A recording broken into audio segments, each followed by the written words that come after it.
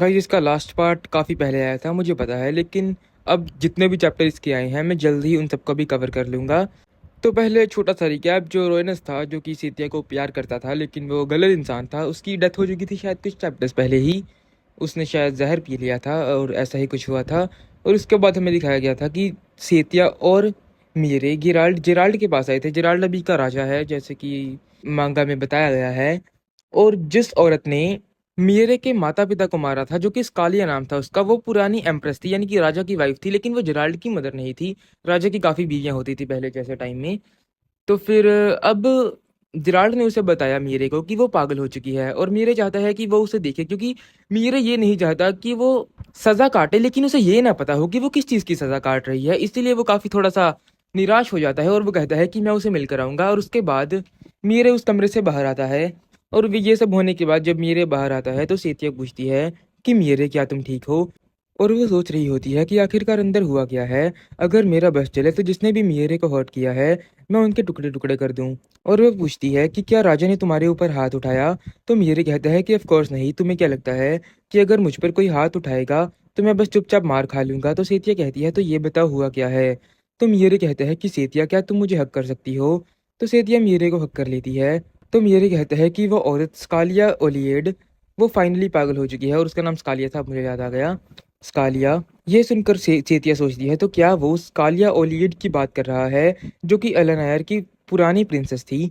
मीरे कहता है कि मैं अब उसे मिलने जा रहा हूँ, क्या तुम मेरे साथ चलोगी। तो सेतिया कहती है कि ऑफ कोर्स मैं तुम्हें साथ चलूंगी। और वो अपने मन में कहती है कि मीरे तुम्हारे साथ तो मैं नरक में भी चलने के लिए तैयार हो जाऊं। और वो वहां पर पहुंच रहे होते हैं तभी मीरे अपने सारे वेपन्स को निकाल देता है। सेतिया कहती है कि तुमने अपने सारे वेपन्स को क्यों यहाँ पर रख दिया। तो मीरे कहता है कि मैं नहीं चाहता कि मैं गुस्से में आकर उसे वहीं पर मार दूं। और वो अपने मन में कहता है कि अगर सच में वो पागल हो चुकी है तो उसको बिल्कुल भी आइडिया नहीं है कि आखिरकार उसे पनिशमेंट क्यों दी जा रही है। इसका मतलब जो कि उसने किया था वो उसके लिए तो पे कर ही नहीं रही। और मैं नहीं चाहता कि ऐसा हो, क्योंकि अगर उसे यही नहीं पता कि उसे किस चीज़ की सज़ा मिल रही है तो आखिरकार उसे ज़िंदा रखने का क्या ही फ़ायदा। लेकिन मैं फिर भी उसे इतनी जल्दी नहीं मरने दूंगा। मैं नहीं चाहता कि मैं जल्दी में कोई गलत डिसीजन ले लूं। इसीलिए मैं हर एक उस पल को एंजॉय करना चाहता हूँ जबकि वो इस नरक में सड़ती रहेगी, क्योंकि मैं नहीं चाहता कि दोबारा गुस्से में आकर जैसा कि मैंने एक बार पहले किया था वो सब कर दूं। और हमें नहीं पता कि पास्ट में क्या हुआ था या क्या नहीं। तो वो मीरे सीधी को कहते हैं तो क्या तुम यहाँ पर रुकोगी। तो सीधी कहती है कि हाँ हाँ मैं रुक जाऊंगी। मीरे वहां पर अंदर जाता है। स्कालिया हंस रही होती है। मीरे उसके पास पहुंचता है और वो भी हंसने लगता है और वो अपने मन में सोचता है कि मैं सच में इसे बहुत ज़्यादा एंजॉय करने वाला हूँ। मीरे स्कालिया को पूछता है तो क्या तुम फाइनली पागल हो चुकी हो। अगर तुम्हें यही नहीं पता कि तुम्हें किस चीज़ के लिए पनिशमेंट दी जा रही है तो अपने मैं पेरेंट्स को अवेंज कैसे करूँगा। तो ये सुनकर स्कालिया कहती है कि क्या रिवेंज। तो मीरे कहते हैं कि हाँ रिवेंज, तुमने मेरे पेरेंट्स को मर्डर कर दिया था इसीलिए मैं कह रहा हूँ कि मेरे पेरेंट्स को मर्डर किया था उसके लिए मैं रिवेंज ले रहा हूँ। तो स्कालिया कहती है कि क्या मैं तो काफ़ी टाइम से इस कैद खाने में कैद हूँ, तो आखिरकार मैं ये कैसे कर सकती हूँ। तो मीरे कहता है कि तुमने और जो पुराना राजा था उन लोगों ने मिलकर मेरे पेरेंट्स को और मेरी आंट को, जो कि एक रॉयल कॉन्क्यूबाइन थी, उनका मर्डर कर दिया। इसीलिए मैं तुम्हें दोबारा याद करा रहा हूँ, क्योंकि हो सकता है कि तुम ये भूल चुकी हो। क्योंकि मैं नहीं चाहता कि तुम्हें ये भूल जाए कि तुम्हें यहाँ पर किस चीज़ के लिए सजा दी जा रही है। तो स्कालिया कहती है कि नहीं मैंने ऐसा कोई भी काम नहीं किया। तो मीरे उसे याद दिलाता है कि नहीं तुम बहुत ज़्यादा लालची औरत थी, इसीलिए तुमने जेराल्ड को भी मारने की कोशिश करी, जो कि इस टाइम क्राउन का प्रिंस है। तुमने मेरी फैमिली लुनारियस को भी टारगेट किया था और तुमने रॉयल गुनक्यूबैन को भी। अभी वो इतना बोल रहा होता है तो स्कालिया और भी ज़्यादा हंसने लग जाती है। और वो कहती है कि मीरे तुम कितना ज़्यादा पागल हो, मैंने नहीं सोचा था कि मीरे लुनारिया इतना ज़्यादा पागल होगा। तो जेराल्ड ने तुम्हें ये सब बताया और तुम उसकी बातों में भी आ गई, ऐसा कैसे हो सकता है। और वो हंसने लगता है। तो मीरे भी उसके साथ हंसने लगता है। तो स्कालिया कहती है कि क्या तुम्हें सच में लगता है कि मैं तुमसे झूठ बोल रही हूँ। तो मीरे कहते हैं कि नहीं, मैं तो सिर्फ ये देखकर खुश हूँ कि तुम्हारा दिमाग अभी भी ठीक है, यानी कि तुम पागल नहीं हुई। इसका मतलब मैं अभी भी तुमसे अपना रिवेंज ले सकता हूँ, तुम्हें सब कुछ याद है। और फिर वो कहता है अच्छा तो तुम तो अभी अभी जो जो भी कहा उसके हिसाब से तो तुमने ये सब नहीं किया, तो ये सब किसने किया, क्या जिराल्ड ने ये सब किया। तो स्कालिया कहती हैं कि हाँ सारे एविडेंस तो यही पॉइंट कर रहे हैं कि जिराल्ड ने ही ये सब किया है। तो मीरे कहता है लेकिन उसको मेरे पेरेंट्स को मर्डर करने का कोई भी रीज़न नहीं था उसके पास, लेकिन तुम्हारे पास उन्हें मर्डर करने का हर एक रीज़न था, तुम उन्हें मर्डर करना चाहती थी। स्कालिया कहती है कि जो कॉन्क्यूबाइन थी वो सच में मुझे दिक्कत तो बहुत दे रही थी, मुझे वो अच्छी नहीं लग रही थी, लेकिन फिर भी ये सोचो कि मैं लुनारिया फैमिली के अगेंस्ट क्यों ही जाऊंगी।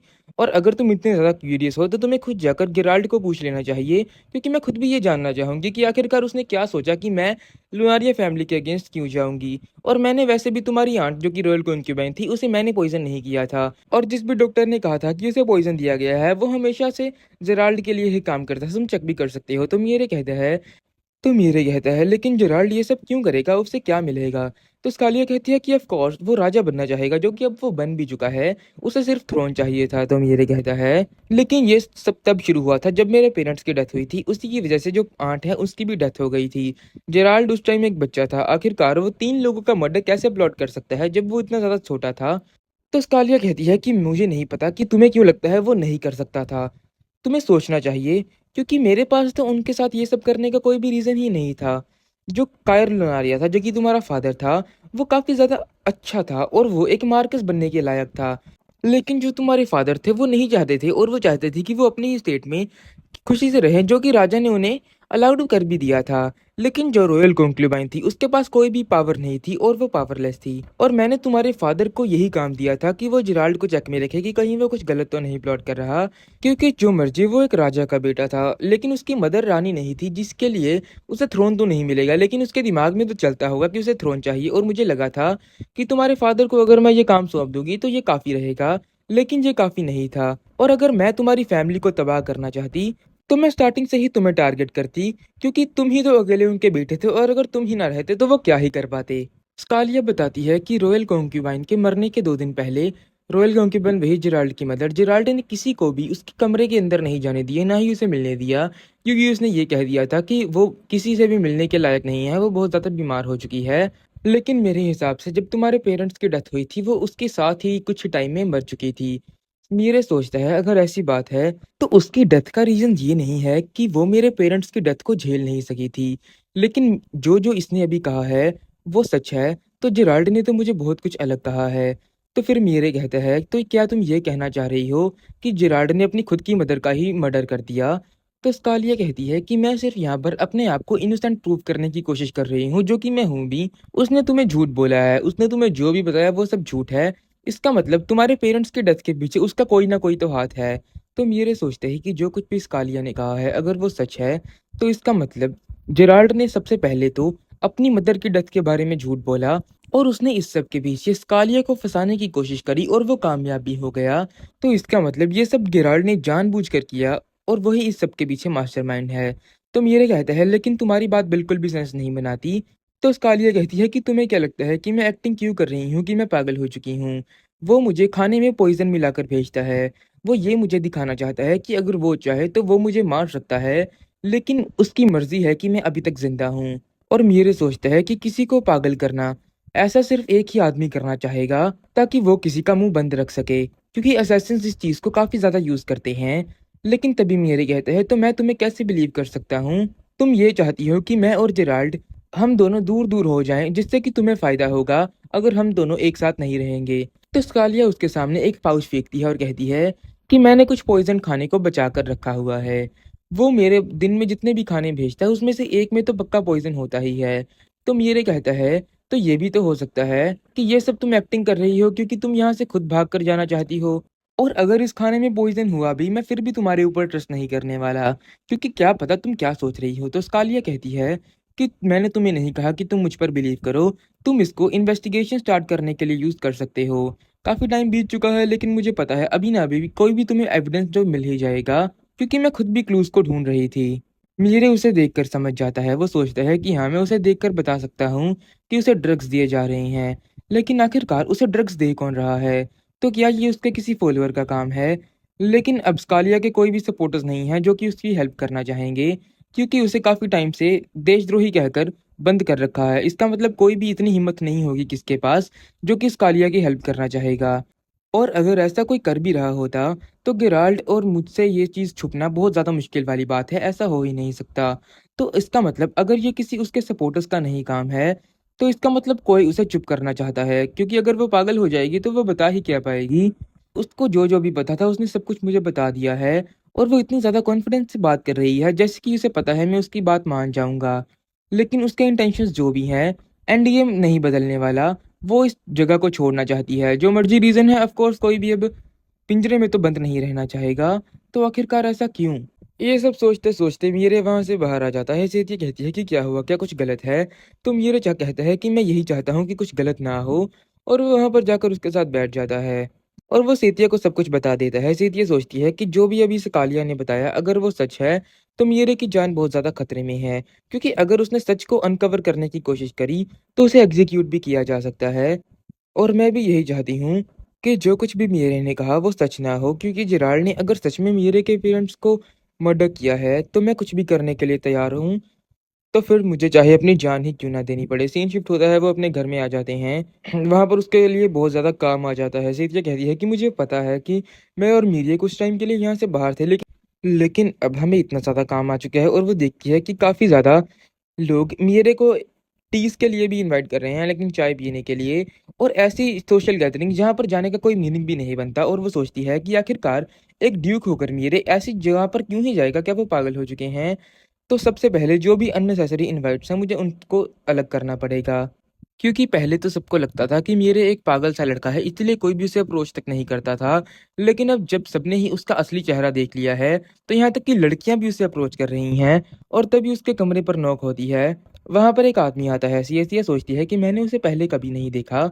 और वो आदमी कहता है कि जो आपने हमें टास्क दिया था वो हमने कंप्लीट कर लिया है। वो मेरे को कह रहा होता है और वो कहता है कि जो खाना आपने दिया था हमने उसको टेस्ट किया और उसमें हमें माइनोप्स पाया गया है। तो मीरे कहते हैं कि ठीक है, तुम यहाँ से जा सकते हो। मीरे कहते हैं कि अगर ये सच में माइनोप्स था तो ये एक ऐसा पॉइजन है जिससे कि स्किज़ोफ्रेनिया हो जाता है। स्किज़ोफ्रेनिया वो बीमारी है जिससे कि आप लोगों को दो दो चीज़ें दिखने लग जाएंगी, कोई अनइमेजिनरी, बेसिकली फाइट क्लब देखी होगी वैसा ही टाइलर डर्डन वाला केस। तो सेठ ये कहती है तो अच्छा, तुम अब क्या करने वाले हो? तो मीरे कहता है कि मैं ये पता करने वाला हूँ कि आखिरकार सच में हुआ क्या था।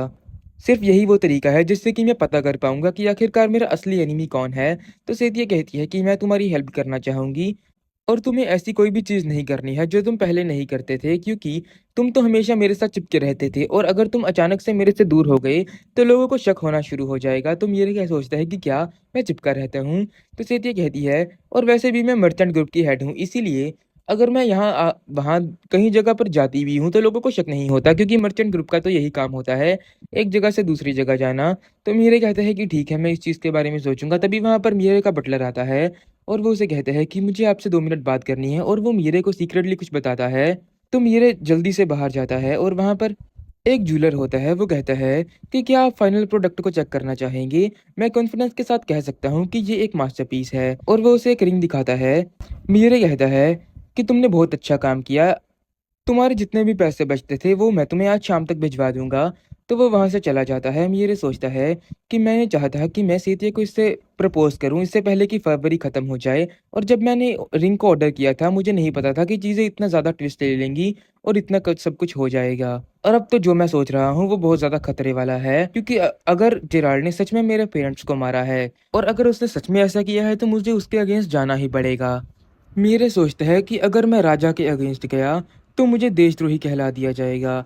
अगर तो मैं अपने काम में सक्सीड हो गया तो हमारे लिए ये हैप्पी एंडिंग हो जाएगी, लेकिन अगर मैं फेल हो गया तो इसका मतलब मैं मारा जाऊंगा। लेकिन मैं सेतिया को इतनी ज़्यादा खतरे में नहीं डाल सकता, इसीलिए मैं आशा करता हूँ कि मैं गलत हूँ। मैं नहीं चाहता कि जेराल्ड ने लुनारिया फैमिली को बिट्रे किया हो, और मैं ये चाहता हूँ कि स्कालिया मुझे पागल बनाने की कोशिश कर रही है और उसने जो कुछ भी कहा है वो सब झूठ है। क्योंकि अगर ये सच निकला तो मैं अब तक जो भी बिलीव करता आया था इसका मतलब वो सब झूठ था, मेरी पूरी की पूरी जिंदगी ही झूठ थी। सेतिया मीरे को बताती है कि जब रॉयल कॉन्क्यूबेन की डेथ हो गई थी कुछ ही दिनों बाद उसकी जो पर्सनल मेड थी वो भी अपने होम टाउन में उसकी भी डेथ को ऐलान कर दिया गया था। इसका मतलब वो भी जल्दी ही मारी गई थी, और उन्होंने उसके डेड बॉडी के पास एक विल पड़ी देखी। विल यही वो कहना चाह रहे हैं कि उसे एज ए सुसाइड पोज करना चाहा, लेकिन सेतिया कहती है लेकिन इसका मतलब ये नहीं है कि उसने खुद को मार लिया था। मीरे कहता है कि कॉन्क्यूबाइन के मरने के बाद सबसे पहले उनकी मेड ने ही सबसे पहले उसकी बॉडी देखी थी। सेतिया सोचती है कि सबसे पहले जिसने भी रॉयल कॉन्क्यूबाइन की बॉडी देखी वो भी जल्दी ही मारी गई। मीरे कहता है कि मैंने उसके बारे में पता लगा लिया है, जो औरत मेरी आंट की हेल्प करा करती थी और वो एक बात भी चलाती है, और वो लुनारिया स्टेट के ही अंदर रहती है। तो सेतिया कहती है तुम यहाँ रुको, मैं वहां पर मिलकर आऊंगी। तो मीरे कहता है कि सेतिया तुम अकेली? तो सेतिया कहती है कोई बात नहीं, मुझे कुछ नहीं होगा। तो मीरे कहता है कि मुझे नहीं पता कि अगर तुम्हें कुछ हो गया तो मेरा क्या होगा।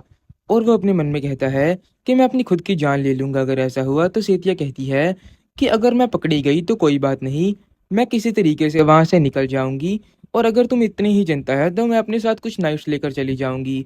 मैं जो को अरे अभी वो इतना बोल रही होती है तो मीर कहता है कि नहीं, जो तो तुम्हारे साथ बिल्कुल भी नहीं जाएगा, और अगर आपको नहीं पता तो सेतिया को जो अच्छा लगता है ऐसा गार्ड, लेकिन मीर उसे पसंद नहीं करता क्योंकि वो सेतिया के साथ ज़्यादा रहता है।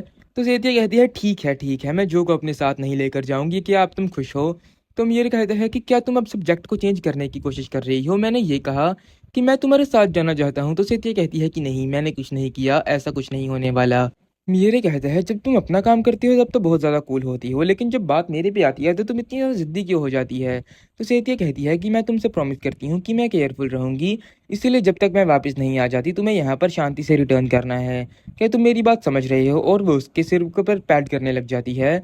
मीरे कहता है कि उसे पता है कि जब वो मुझे ऐसे ऑर्डर देती है तो मुझे अच्छा लगता है, इसीलिए अब मेरे पास और कोई भी चॉइस नहीं है कि मुझे उसका ऑर्डर मारना ही पड़ेगा। लेकिन तभी वहाँ पर बियांका आता है और वो सेतिया के हाथ को किस करता है और कहता है कि आपसे मिले हुए काफ़ी टाइम हो गया। तो मीरे कहते हैं कि बियांका तुम्हारा एज अ पर्सनल असिस्टेंट तुम्हारे साथ रहेगा। तो सेतिया कहती है कि मुझे उसकी ज़रूरत नहीं है। तो मीरे कहता है कि सच ये है कि बियांका, अंजू जिसको भी तुम कहती हो, वो एक असैसिन है। तो सेतिया कहती है कि क्या वो एक असैसिन है? तो मीरे कहता है कि हाँ, ये तुम्हें थोड़ा सा शौक ले सकता है, ये सरप्राइजिंग है, लेकिन वो एक्चुअली नंबर 2 है हमारे मर्सिनरी ग्रुप का। मेरे बाद वही सबसे ज़्यादा स्ट्रॉन्गेस्ट है। बियांका कहता है कि अरे बॉस, ये सरप्राइज़ क्यों होगा? ये तो सच ही है। तो मीरे कहता है कि सेतिया फ़िक्र मत करो, तुम उसे हमेशा इग्नोर कर सकती हो, लेकिन फ़िक्र वो अकेला ही तुम्हें प्रोटेक्ट करने के लिए काफ़ी है। तो सेतिया कहती है कि क्या सिर्फ़ बियांका ही? तो मीरे कहता है कि मुझे माफ़ कर दो सेतिया, मेरे अलावा वही सिर्फ़ एक ऐसा स्ट्रॉन्गेस्ट असैसिन है जो हमारे पास है। सेतिया कहती है कि मेरे साथ 2 नाइट्स होंगे, वो मेरे लिए काफ़ी हैं, मुझे बियांको को अपने साथ लेकर जाने की ज़रूरत नहीं। तो मीरे कहता है कि अगर तुम उसे अपने साथ लेकर नहीं जाओगी, तो फिर मुझे खुद तुम्हारे साथ चलना पड़ेगा। और वो अपने मन में कहता है कि रेनी सेतिया की पर्सनल बॉडीगार्ड की तरह काम कर रही थी, लेकिन रेनी और जो मिलकर भी रोएनस को नहीं रोक पाए थे। और ऑफ कोर्स मैं बियांका पर ट्रस्ट नहीं करता, लेकिन वो एक बहुत अच्छा असैसिन है, उसके लिए कोई भी शक नहीं, और वही उसके लिए बेस्ट है। तो सेतिया कहती है कि ठीक है। तो मीरे कहता है कि हाँ, ये हुई ना बात। तो बियांका कहता है कि मैं आपको एक बार फॉर्मली इंट्रोड्यूस करवा देता हूँ, मेरा नाम बियांका नोल है और मैं बर्नेट नोल का 4th सन हूँ, और मैं आपके लिए अपनी जान भी देने के लिए हाजिर हूँ। तो सेते कहती है तो अच्छा, जो अंजू नाम था वो भी एक नकली नाम था? तो बियांका कहता है कि मेरे पास कोई भी चॉइस नहीं है, आखिरकार मैं एक असैसिन हूँ। तो सेतिया कहती है कोई बात नहीं, तुम्हें अपोलोजाइज करने की ज़रूरत नहीं है, मुझे पता है कि जो असैसिन्स हैं वो अपनी असली आइडेंटिटी हाइड करके रखते हैं, और जब ये मीटिंग खत्म हो जाएगी हम तभी यहाँ से निकल जाएंगे। बियांका कहता है कि मैं आपके पर्सनल असिस्टेंट की तरह काम करूंगा, इसीलिए आप मुझे नॉर्मली भी मेरा नाम लेकर बुला सकती हो। तो सेतिया कहती है कि नहीं, कोई बात नहीं। तो बियांका कहता है कि हम ट्रिप पे एक साथ जा रहे हैं, इसीलिए मैं आशा करता हूँ कि हम दोनों एक साथ मैच करेंगे। तो मीरे कहता है कि जिस दिन तुम उससे मैच कर गए वो तुम्हारा आखिरी दिन होगा। और हमें सेतिया के प्लान के बारे में बताया जाता है, जिस लोगों ने भी, जो भी लोग जेराल्ड की मदर का ध्यान रखते थे, कभी ना कभी उसके साथ टाइम स्पेंड किया है, सेतिया उन सबके पास जाएगी और उनको सबसे पूछेगी कि आखिरकार क्या वो उसे जानते थे या नहीं, और उसके बाद वो एक नकली भेष धारण करके सब दोबारा उनके पास जाएगी और उन्हें रिश्वत देने की कोशिश करेगी, और उनको जो जो भी पता है वो सारा सच उनसे उगलवाने की कोशिश करेगी कि उस रात आखिर हुआ गया था। और वो मीरे को एज अ एक्सक्यूज़ यूज़ करेगी इन्वेस्टिगेशन के लिए, और उनका फर्स्ट टारगेट होने वाला था। और उसके बाद हमें वही दोनों दिखाए जाते हैं। वो एक घर पे नॉक करते हैं, वहाँ से एक लड़की बाहर आती है। सेतिया कहती है कि क्या तुम ही आना हो? तो वो लड़की कहती है कि हाँ, आप कौन हो? तो सेतिया कहती है कि हमें यहाँ के ड्यूक मीरे ने काम से भेजा है। तो वो लड़की उन्हें अंदर बुला लेती है। सेतिया कहती है कि मीरा चाहता है कि ये जो भी कुछ हमारे बीच होने वाला है ये एक सीक्रेट रहे, और ये बात बिल्कुल भी बाहर नहीं जानी चाहिए। तो वो लड़की कहती है कि ठीक है। और तभी मीरे सेतिया सॉरी उनके आगे पैसे करती है और कहती है कि जब भी रॉयल कॉन्क्यूबाइन की डेथ हुई थी तो उससे तुम्हें बहुत ज़्यादा दुख लगा होगा।